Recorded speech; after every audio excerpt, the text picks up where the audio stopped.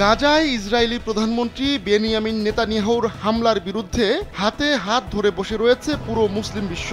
নিরপরাধ নারী শিশু যখন একের পর এক ইসরায়েলি হামলায় মারা যাচ্ছে, তখনও মুসলিম দেশগুলো ইসরায়েলকে কিভাবে বাঁচানো যায়, তাদের সঙ্গে ব্যবসা করা যায় সেই চিন্তায় মগ্ন হয়ে আছে। কিন্তু 200 কোটি মুসলিম কোনো অ্যাকশন না নিলেও তাদের হয়ে জবাব দিয়েছে একটি বন্য বিড়াল।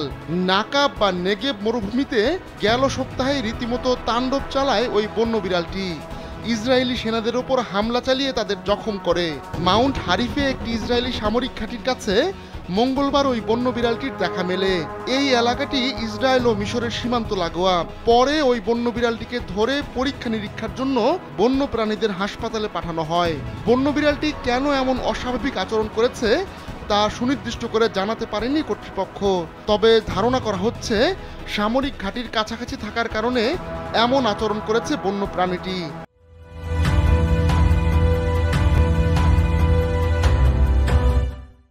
আর তাই ইসরায়েলি সেনাদের কাছে এসে ওই বন্য বিড়ালটি তাদের কামড় দিয়েছে।